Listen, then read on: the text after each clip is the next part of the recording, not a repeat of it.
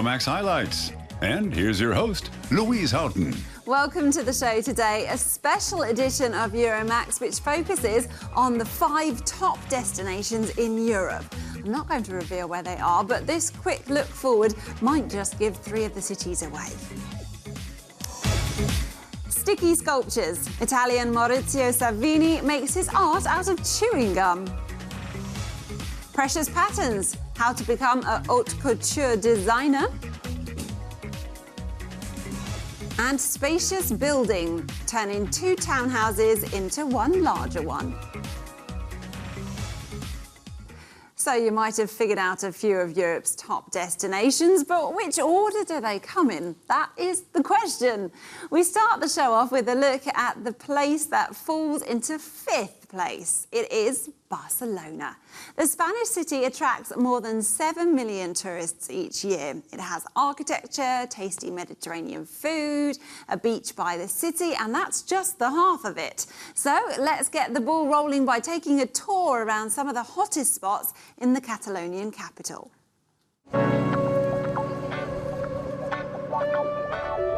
The city of Barcelona and its surrounding area are home to some 5 million people.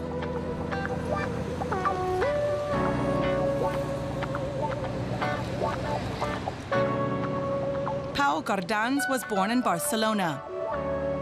In 2005, he opened the Grand Hotel Central in the El Born district.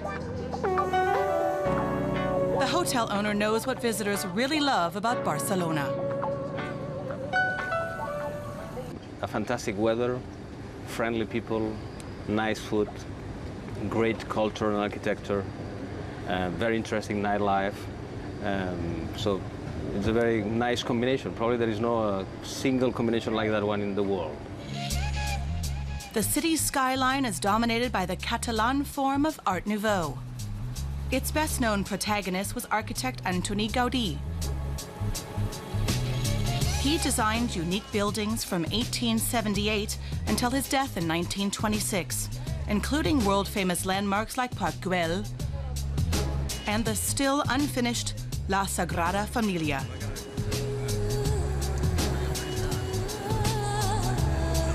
Medieval city walls restricted Barcelona's growth up until the 19th century. But today there is room for historical and modern architecture. On the 19th century, they decided to grow, and then they make it at the same time. The whole growth was according to a plan. That's why that new area of Barcelona was called the Enchantle, which is the growing area, where the Pedrera of Gaudí is, where Paseo de Gracia is, and that allowed to make that special planning of streets in a very rational way. It's not very normal that you have a city that can grow on a jump. Pau Gardans says Barcelona's special mixture is owed to the fact that it was never the capital of Spain. That made it more liberal. The city center has some 35,000 shops and boutiques. Many sell Spanish brands that enjoy international renown. Barcelona has a proud tradition in the textile and shoe industries. Espadrilles have been made and sold here for more than 70 years. The canvas shoe is said to have originated in the region. The traditional shoemakers La Manuel Alpargatera has custom-made espadrilles for U.S. actor Jack Nicholson, French fashion designer Jean-Paul Gaultier, and Pope John Paul II. The company is proud of its long tradition.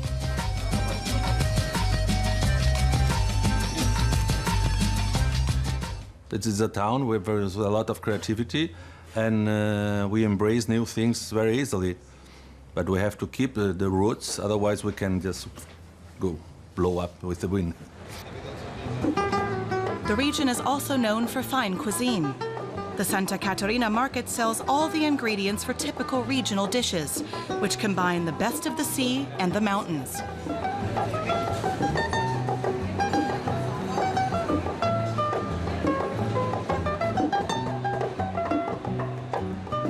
Pau Gardans, who also runs hotels in Bilbao and Madrid, presents his favorite Catalan dish in the Siete Portas restaurant. Fideau is a pan-fried dish with very small noodles. It's a kind of food a bit like the old Mediterranean, where it's a mixed food of things that you have at home. You can see it here in the fideuà. There is different things. Do you have fideuàs with fish or fideuàs with vegetables, or like paellas? It's the same. And that's the nice thing about Catalan food. You know what you're eating. Barcelona offers a mixture of culture and fine dining, a city to explore and the seashore for relaxing. And with average temperatures of 20 degrees Celsius, you can enjoy the city's long kilometers of Mediterranean beaches for much of the year. Well, another country with such wonderful temperatures in the summer is Italy, and it's Rome that comes in fourth place now. Like all cities, it's not uncommon to see chewing gum stuck to the floor, under tables or even on statues. Artist Maurizio Savini wanted to show how frustrated he gets with this through his work. He uses this malleable sticky gum as a material for his sculptures, and the majority of them have a social or political message and make a statement. La Lupa, the she-wolf that nursed Romulus and Remus, the legendary founders of Rome. It's not unusual to see the iconic figure chiseled in stone, but this statue is made of 14 kilograms of bubblegum and was sold for 28,000 euros. It's one of Italian artist Maurizio Savini's latest designs. He's known for his attention to detail, even with gum. The first question everyone asks is, do you chew the gum? Do I chew all this gum? That's a question I've already heard a million times. It gets annoying. But maybe it's something people really ask themselves. No, I never chewed any of this gum. Maurizio Savini is in his early 40s and has been working with bubblegum for a decade. Unchewed, of course. He warms up the gum so it can be easily applied to the plaster mold. The mold is crucial. Without it, his sculptures would be too unstable. Savini says bubblegum is like any other material, except that it has unique cultural significance. I was searching for something with a connection to industry, but especially to art history and social history as well. Bubblegum reached Europe in 1945, just as World War II was coming to an end. Since 1950, this non-food, I don't consider bubblegum a food, became an essential part of European culture, along with Coca-Cola and nylon stockings. And it still is today.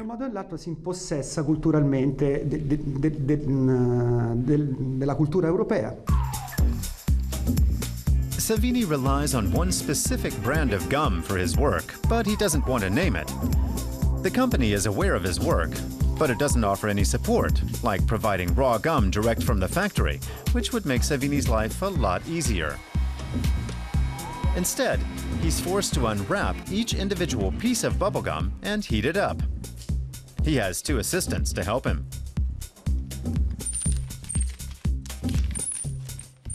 The work is very time-intensive. Some of his sculptures involve more than 3,000 pieces of the chewy pink and white material.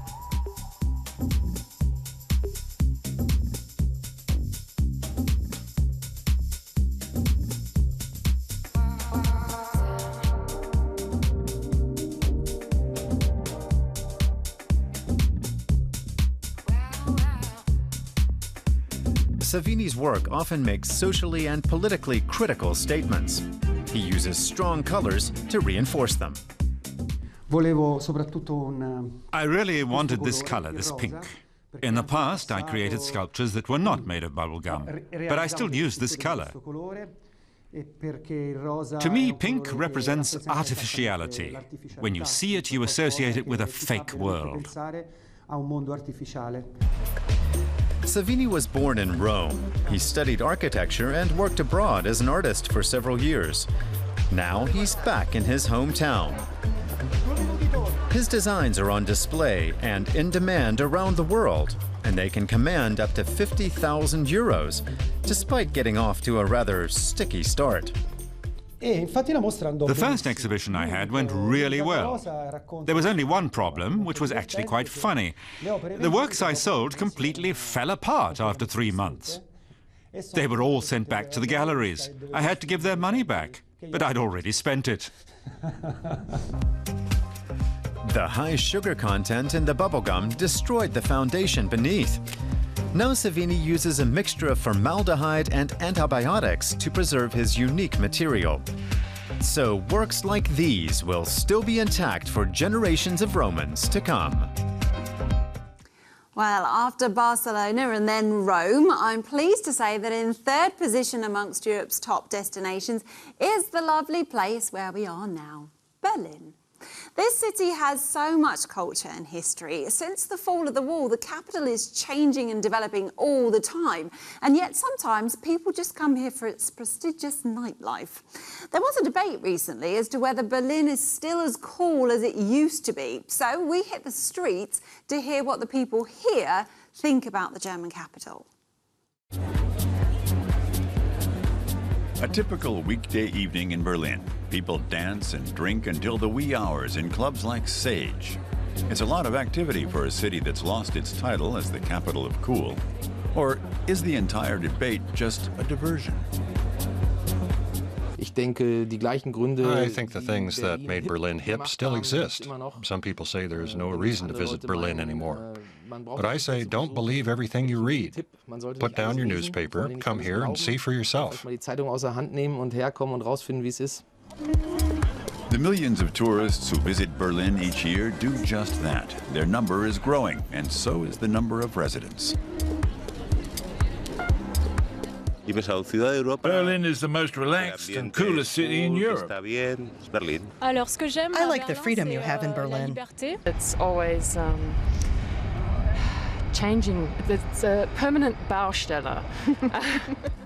Baustelle is German for construction site, and the city still is in flux. It also became more international in the past 25 years. Not everyone is pleased.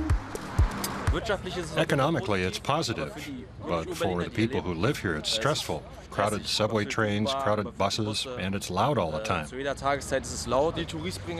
tourists bring a bit of variety. I think it's cool. A lot has happened economically in Berlin. The city is becoming increasingly interesting to young entrepreneurs and startups. They're giving the city a boost and creating new hotspots. Another reason Berlin has attracted more and more people since German reunification is that it's become a center of contemporary art. It's home to about 440 galleries, more than any other European city.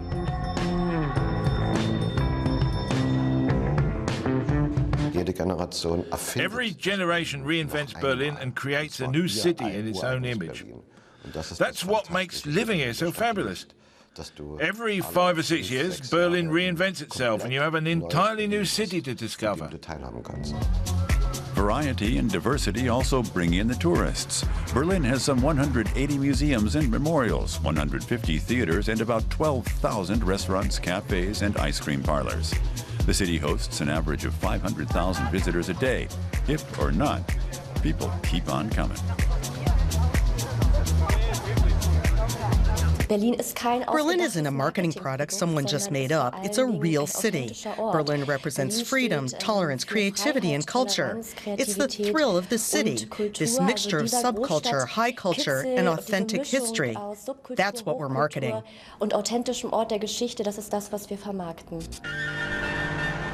The history of the once divided Germany fascinates many tourists, and when necessary, the locals will fight to preserve historical sites like the East Side Gallery, the longest stretch of the Berlin Wall still in existence.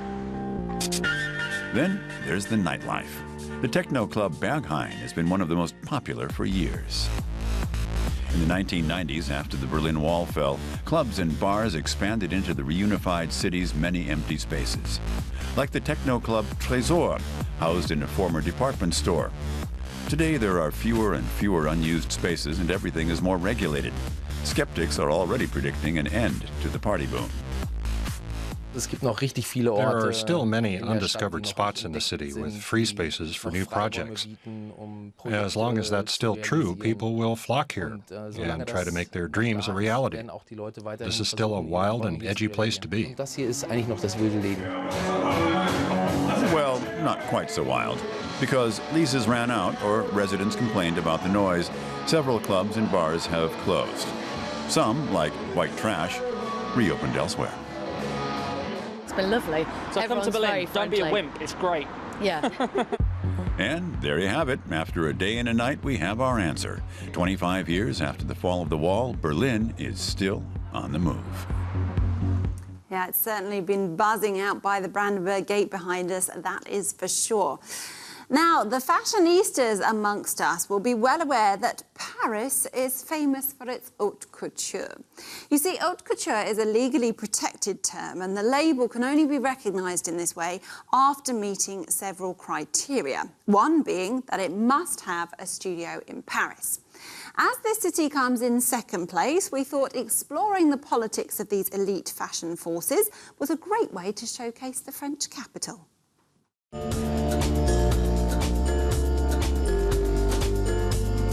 Paris haute couture events are famous. There are 24 shows this season.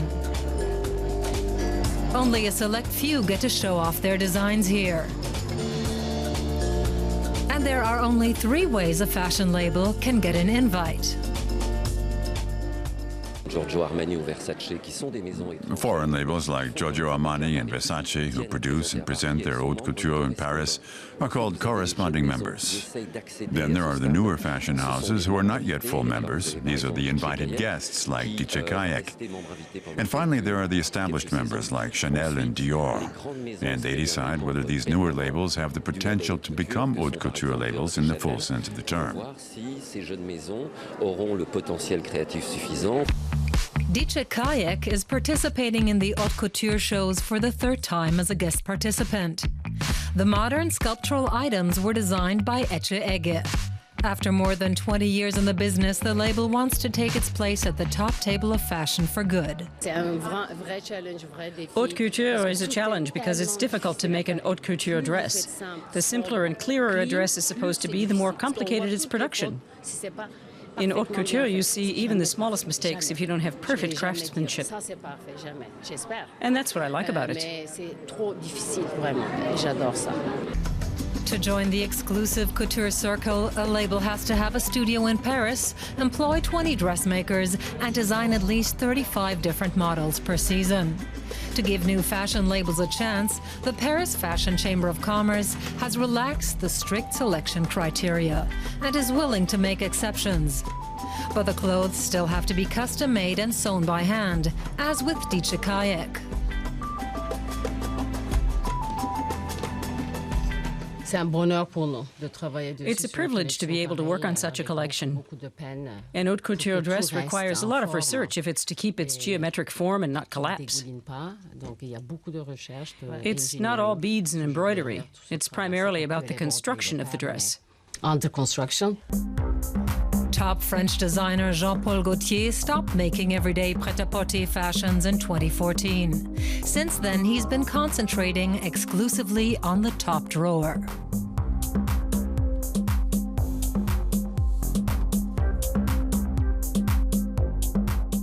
Haute couture is enough. When I began at age 22, I made only a single collection. Recently, I had to make 8 collections in 1 year. No one can keep that up when they're getting older.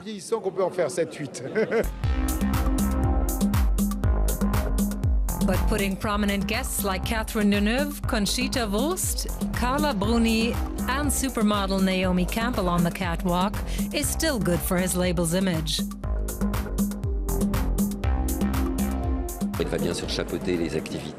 An haute couture show also fuels the sale of a label's perfumes and cosmetics, and this area is extremely lucrative for a luxury trademark. In haute couture, Jean-Paul Gaultier can prove his artistic talent and the ability of his tailoring studio. Haute couture patron Mouna Ayoub already owns several Gaultier designs. A multimillionaire, she's a regular at the Paris shows and owns more than 1,500 creations. If she likes a dress, she buys it, no matter what it costs. The last dress I bought cost 500,000 euros. For an haute couture dress, you usually pay between 60,000 and 500,000. It all depends on the time needed to make it and what goes into the embroidery. They worked for 6 months on my dress. A hefty price tag. But to maintain exclusivity, a designer can sell only a few copies of a dress. Haute couture newcomers like Ecce Egge have to meet formal criteria and demonstrate talent and competitiveness. Only then do they have a chance to be accepted in the exclusive club of the haute couturiers. Now she'll need to be chosen by the full members to receive the title Haute Couture from the Ministry of Economics. That can take 4 or 5 years. I wish her the best. She deserves it. Creative director Ecce Egge and Dice Kayak have taken the first steps toward that goal. Well, we've reached the #1 spot. Which city is it going to be? If I told you there was royalty, theatre, tea, architecture, could you guess? Well, to showcase what's been named as the most popular destination in Europe, we're taking a look around a traditional Victorian house. Though this one is not so traditional on the inside, because the owners have knocked 2 of them together and created a fantastic modern and spacious home in amongst the busy housing hub in, yes, London. It's hard to imagine lots of space in one of these narrow Victorian terraced houses. But what if you had the chance to make one home out of 2 of them?